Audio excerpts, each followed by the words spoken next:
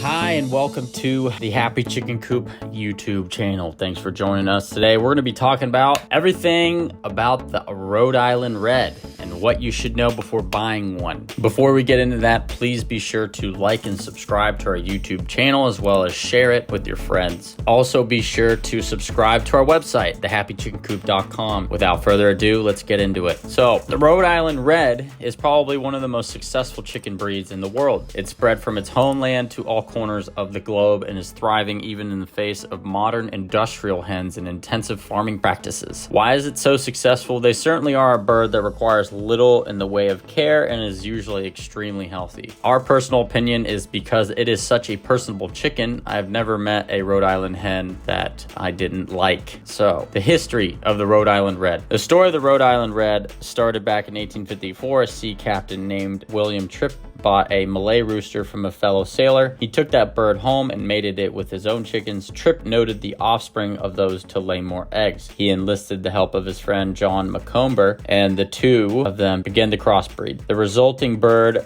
were called either Tripp's fowl or a Macomber, which were known to be superior to existing fowl in the area. Several breeds were used to improve and refine the desired hen. These breeds include the Malay, the Java, the Chinese Cochin, the Light Brahma, the Plymouth Rock, and brown leghorns. These birds came to the attention of Isaac Wilbur, and already a successful poultryman. He bought some of the birds and began his own selection program. Despite all the work put into the breed by Tripp and Macomber, Wilbur is credited with naming the Rhode Island Red. The Rhode Island Red was developed first and foremost as a dual-purpose breed, which means that it can be used for its chicken meat as well as its eggs. The Rhode Island Red was accepted to the American Poultry Association in 1904, and then the APA accepted the rose-combed variety in 1906. They are considered to be American class large fowl, clean-legged. The Rhode Island Red was accepted to the British Poultry Standard in 1909. The overall picture of the body should look like a longish brick, rectangular and solid. Feathers are expected to be hard. This they inherited from their Malay and their Java genes. The preferred color of perfection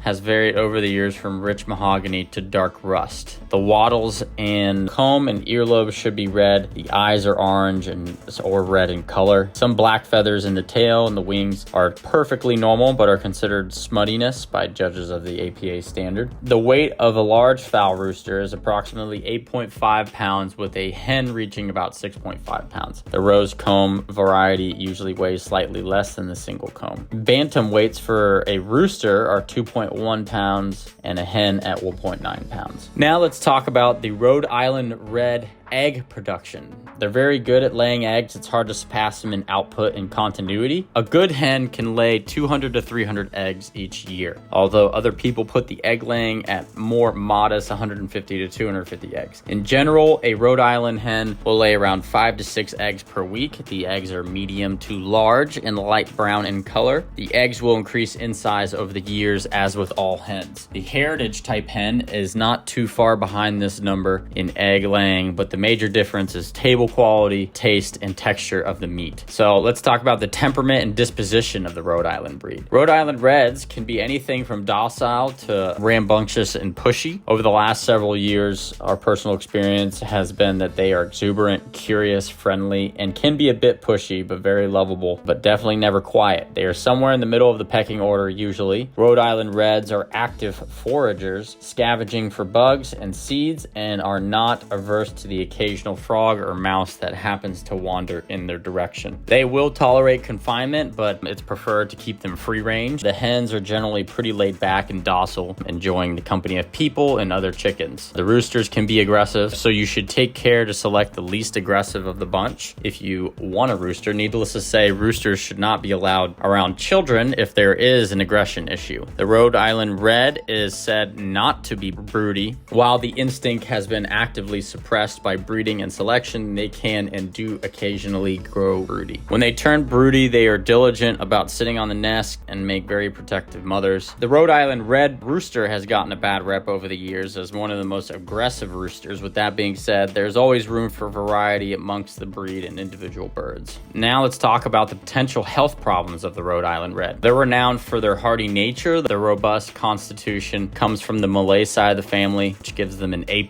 in health. As with all birds, mites, and other ectoparasites can be a problem. This can be kept at bay by dust bathing, careful checking, and dusting as appropriate. Otherwise, they're usually a very healthy and active breed. So, is the Rhode Island Red the right one for you? If you want a first-class laying hen with tons of personality, look no further. They can exist quite well in substandard feed, although of course it is not recommended. The same can be said of its accommodations, where many other breeds will survive in adversity. Rhode Islands seem to thrive on it. They're very tolerant and easygoing. Rhode Island Reds enjoy the company and will often follow you around looking for treats. They get a good rating as a family-oriented hen and do well around children. Just make sure to watch out for the roosters. A small number of these hens in your backyard will certainly put out a very good amount of eggs for the family. It has been said if you're undecided on what type of chicken that suits you best, just go with the Rhode Island Red. Can't go wrong. There's more than a grain of truth to this saying. Rhode Island Reds are also predator savvy chicken, and they tend to be in tune with their surroundings while foraging the yard. Thus, they do very well in a free range environment. The only problem you might have if you free range them is to find all the eggs. Hens are sure to find the ideal spot to lay their eggs, and it's usually not the nesting box. Overall, this is a great breed. They're a dual purpose breed. They're known for their quality of meat and their egg laying, as well as how hardy they are and their health. It's not really something you need to be concerned about. Just do your average checkups and check-ins on the chickens, and they should be fine. Well, that'll do it for us here at the Happy Chicken Coop. Thanks for listening. If you find the content informational, if you learn something new, please be sure to like and subscribe and share the channel. That's how we continue to grow our channel, so we can continue to put out great content for you. With that, I hope you have a great day, and we'll talk to you soon.